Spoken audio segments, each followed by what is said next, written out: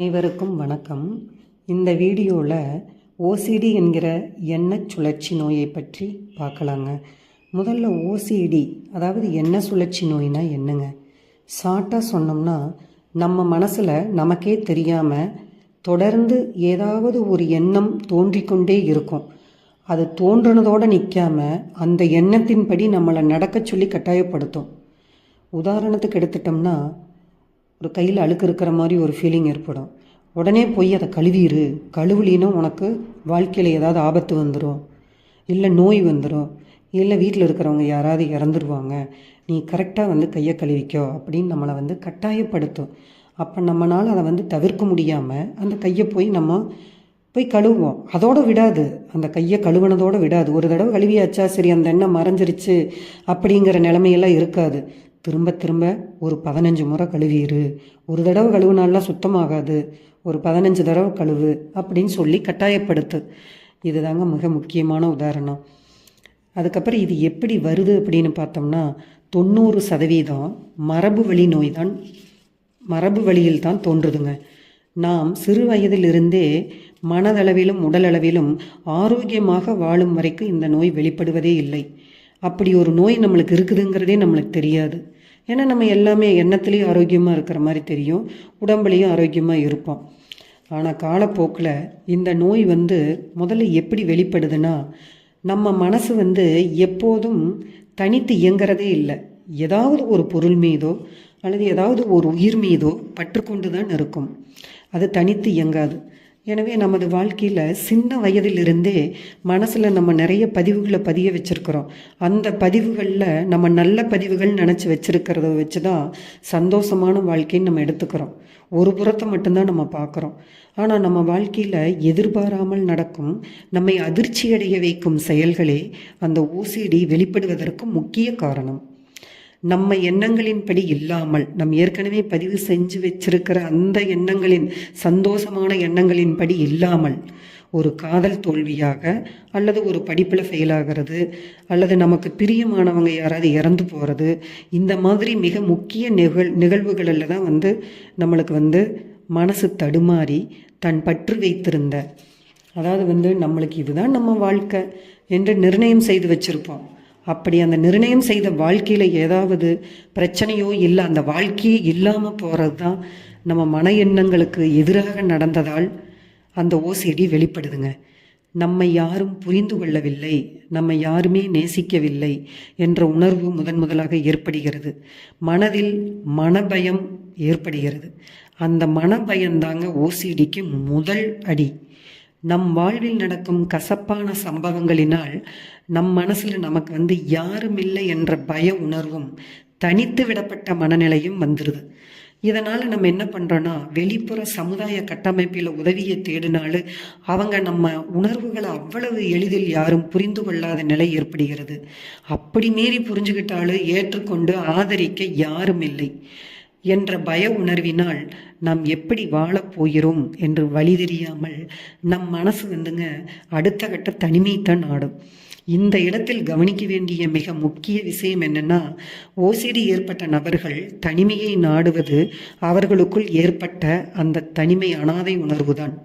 தனக்குள்ளே ஒரு சிந்தனை ஏற்படக்கூடிய சிந்தனைகளை எல்லாம் பல கேள்விகளாக தங்களுக்குள்ளே கேட்டுக்கொண்டு அதுக்கு தாங்களே விடை தேடிக்கொண்டு கண்டுபிடிக்கும் முயற்சியில், அதாவது அடுத்தவங்க பதிலை நம்ப மாட்டாங்க.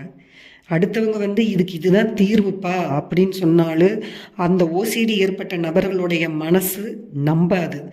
அதனால தாங்களே விடையை கண்டுபிடிக்கும் முயற்சியில் வெளிப்புற வாழ்க்கையில் உள்ள நாட்டம் குறைகிறதுக்கு காரணம் இந்த உள் சிந்தனை தாங்க. இந்த சிந்தனை கட்டாகவே ஆகாது. தொடர்ந்து அதுக்கு பதில் கொடுக்க அதிகப்படுத்திகிட்டே தான் இருக்குமே தவிர சிந்தனையுடைய கேள்விகளை அது குறையிற மாதிரி தோணவே தோணாது. எனவே வெளிப்புற வாழ்க்கையில் நாட்டம் குறைந்து யாருடனும் பழக பிடிக்காமல் தனக்குள்ளேயே விடை தேடிக்கொண்டே இருக்கும்போது தான் ஓசிடி அழகாக உருவாகிறது. அப்போது தான் நமக்கு ஏற்கனவே மனசில் இருந்த அந்த நல்ல சந்தோஷமான எண்ணங்கள் எல்லாம் மறைஞ்சு நம்ம மனசு ஒரு மரண பயத்தில், தனிமை உணர்வில், அன்றாட வாழ்க்கையில் நம்ம செய்ய வேண்டிய ஒரு செயலில் கூட மந்தமாகி எதிரான உணர்வுகளில் சிக்கிக்கொள்கிறோம்.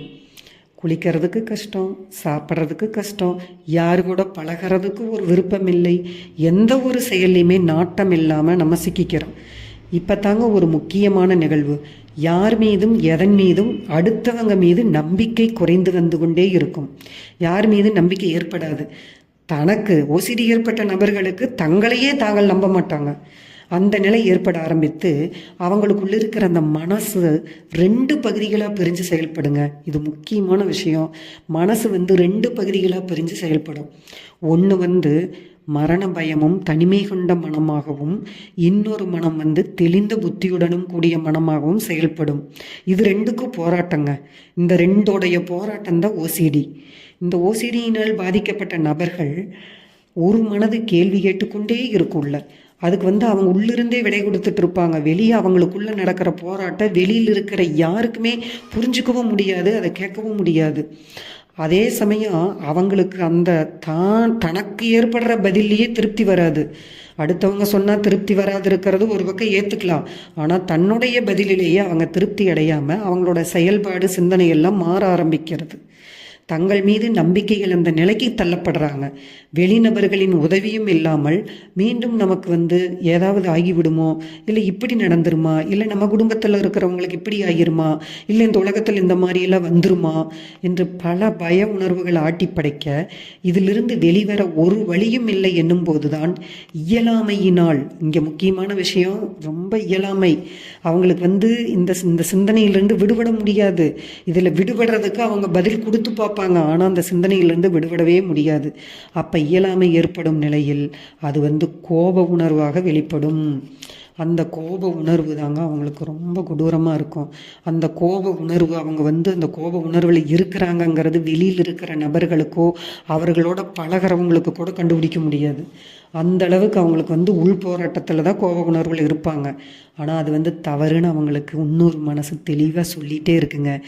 இதெல்லாம் தப்புப்பா, நீ இதெல்லாம் கோவப்படவே தேவையில்லை, அது என்ன நடந்துருச்சு அதுக்கு போய் கோவப்படுற அப்படின்னு மனசை கட்டுப்படுத்த பார்க்கும். ஆனால் இவங்களால கட்டுப்படுத்த முடியாது. அந்த ஓசிடி எண்ணங்களுக்கு தான் அடிமையாக வேண்டிய நிலையில் அடிமையாகிற நிலையில் மாறிக்கிட்டே வருவாங்க. அப்போ அந்த கோபம் தனது குடும்பத்தினர்களையோ அல்லது தன்னை சுற்றியுள்ள வெளிநபரையோ யாரையும் தாக்கிவிடக்கூடாது என்ற பயத்தில், ஏன்னா அவங்க ஏற்கனவே நல்லெண்ணத்தில் தான் வாழ்ந்துருக்குறாங்க. அப்போ ஒருத்தரை அடிக்கணும், அவங்கள தாக்கணும் அப்படிங்கிற ஒரு எண்ணம் இருக்காத பட்சத்தில் இந்த ஆப்போசிட் எண்ணங்கள் அவங்கள அட்டாக் பண்ணும்போது தாக்கி விட்டு அடிச்சிட்டோம்னா என்ன பண்ணுறதுங்கிற பயத்தில் தன்னைத்தானே தாக்கி கொள்ளுவாங்க, தன்னைத்தானே அடிச்சுக்குவாங்க, தன்னைத்தானே துன்புறுத்திக்கிறது. இந்த மாதிரி விஷயங்களில் தாங்க கொஞ்சமாக ஆறுதல் அடைஞ்சுக்குவாங்க.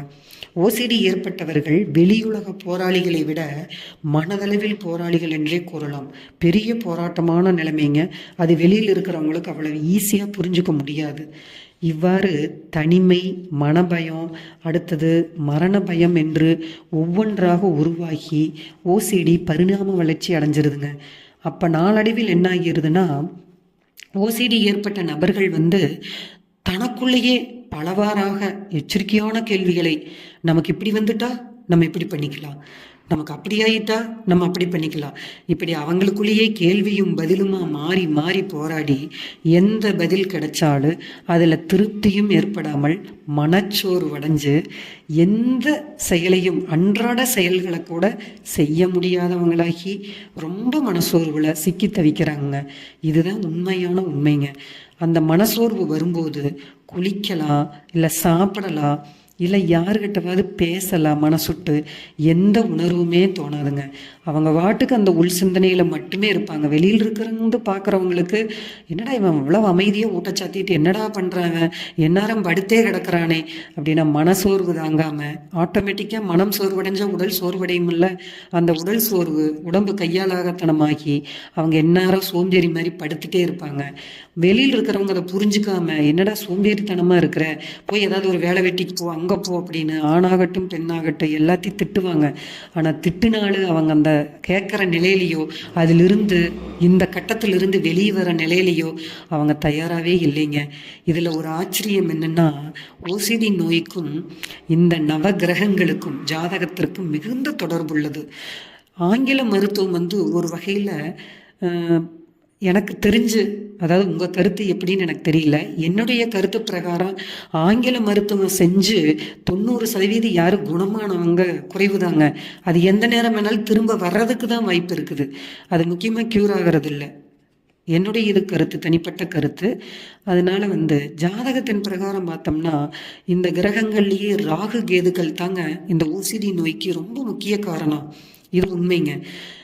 எனவே அடுத்த வீடியோவில் நான் உங்களுக்கு ஓசிடியின் நுணுக்கமான அறிகுறிகளை பற்றி பார்ப்போம். ஓசிடி பற்றி பேசுகிறதுக்கு நிறைய விஷயங்கள் இருக்குது. ஆனால் எனக்கு தெரிஞ்ச விஷயங்களை உங்களோட பகிர்ந்துக்கிறேன். நன்றி.